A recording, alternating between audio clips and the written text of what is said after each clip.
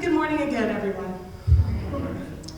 It is such an honor and privilege to be here with you today. Hopefully you can hear me okay. I can get louder, so we'll see. If I had to have a working title of our time today, particularly the sermonic time, I would say, Hope, we long for God to break in. So, let us begin, shall we? So to begin, both Luke and Matthew, as Reverend Sarah said earlier, begin their Gospels with the same sobering phrase, in the days of King Herod. It is very easy to skip over that. As if this just historical background, there are many parts in the Bible where they have kind of the genealogy as well as the historical background on things. But this part is so much more important than that. Not saying.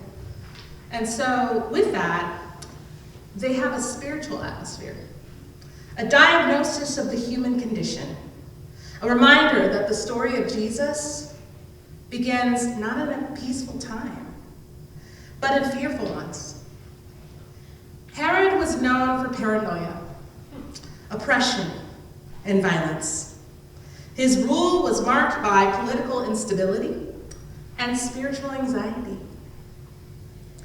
The Roman Empire controlled the land with military force, economic pressure, and cultural dominance.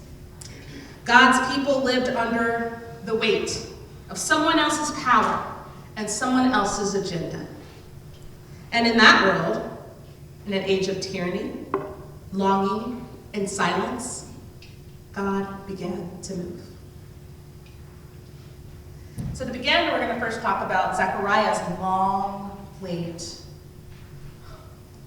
So Luke begins with an elderly couple, Zechariah and Elizabeth, faithful, righteous, and deeply disappointed. They had prayed for a child for decades. They had prayed for deliverance even longer. And God, it seemed, had said nothing. Their story captures an ache that many of us know. How do you keep serving God when your prayers seem unanswered? How do you show up for worship when life feels like a question mark? How do you keep hoping for the Messiah when Rome holds the throne and Herod holds the sword? Zechariah had lived through the fall of Judean independence. He had watched Rome swallow his homeland. He had waited for God to break in. And when the angel finally appears after centuries of silence, Zechariah can't believe it. His hope muscle has been atrophied after years of disappointment and longing. Luke's gospel begins by telling the truth. God's people were not hopeful. They were exhausted. And yet, that is where God chose to start the story. And now we switch to Lamentations in our First Testament or Hebrew Bible. Hope from the rubble. To understand Advent hope, we must turn to a grief-stricken book, Lamentations. Lamentations is not a happy book. It is a raw cry of someone standing in the ruins of their city, watching their homeland burn under Babylonian rule. It's a poetry soaked in tears. The author, traditionally connected to Jeremiah, describes starvation, fear, loss, trauma, and despair. Everything stable has collapsed. Everything holy feels violated. The people feel abandoned by God. And yet, right in the middle of the book, almost like a heartbeat in the rubble, we find words that sound nothing like the surrounding anguish. I quote, "Yet this I call to mind, and therefore I have hope. The steadfast love of the Lord never ceases. His mercies never come to an end. They are new every morning. And this is Lamentations chapter 3, verse 21 through 23. And this is not naive optimism. This is not pretending. This is the kind of hope that survives disasters because it is rooted in God's character, not in the present circumstances.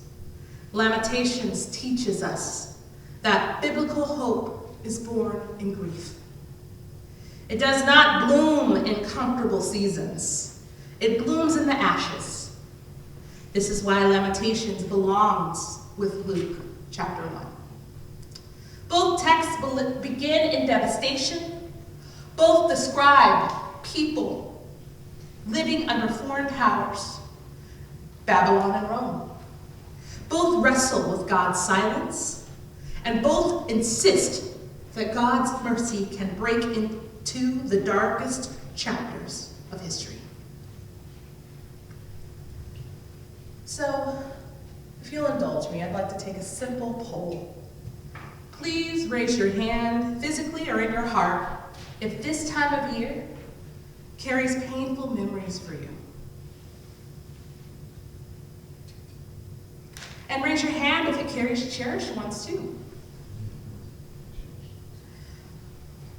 For many of us, the holidays bring a mix.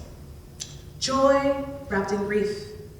Celebration wrapped in longing. The season has a way of reminding us not just what we have and what we wish we could recover and what we hope we would have turned out differently. This Thanksgiving, my family felt this mixture intensely. My sister-in-laws came from out of state, and it was my two sister-in-laws and my husband sitting around the table. My older sister-in-law, who's a licensed therapist in private practice, my husband, a Luther seminarian, and my youngest sister, she's currently in college, just turned 20. And me, a hospital chaplain. Can you imagine the conversations? It was interesting. And we talked about hope with tears in our eyes. But the conversation had a shadow in the empty chair beside us. See, there was one of us that was missing. My 23-year-old brother-in-law should have been there. He died suddenly this year, in April. His laughter, his kindness, his vibrant presence, gone in an instant. So we named out loud what our hearts already knew. We entered the world, all of us, through pain. Childbearing is not always a pretty thing. The human brain, we are wired for survival. Not necessarily hope and happiness. That's something we have to learn and work that muscle through. But we're really good at seeing painful things, hard things, and surviving. Being angry with the Lord is okay. That's another thing we learned. And we learned we do not understand the timing of God. And we desperately, desperately long for God to break in. Maybe you know that feeling. You know, tragedy is tragedy if it's not a death. Maybe it's a longing for what was. Maybe you've lost a routine. Maybe you've lost purpose in your life. You're carrying grief, fear, disappointment, or a longing that has not been met. And that's why we gather for the longest night service as we'll be having at the end of this month. The longest night, it's an invitation for us to feel. It's not a cheerful service. It's not meant to be. It's a space for those who find the holidays heavy, for those who walk into lighted sanctuaries with dim hearts, for those who wish the world would stop glittering just long enough to acknowledge their pain. It's a service where tears are welcome, questions are holy, silence is a prayer. And grief is not a sign of faithlessness, but of love. Grief is love. We gather not to pretend all is well, but to say, Lord, here is our darkness. Will you meet us here? And here's the good news of Advent, the season's waiting. God doesn't wait for the world to be bright before God enters it. God comes in the time of Herod, in the ruins of Jerusalem, in the grief we carry, in the nights that feel endless. God breaks in after the suffering, not after the suffering, but within it. God broke into Zechariah's silence. God broke into Judah's exile.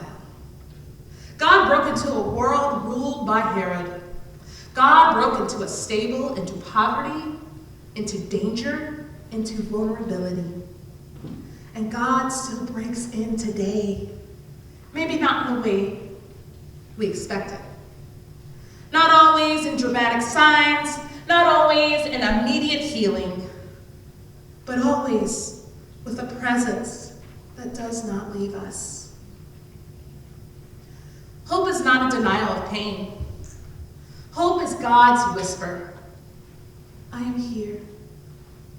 I have always been here. And I will not abandon you, even in your longest night. In closing, in the time of Herod, the world waited.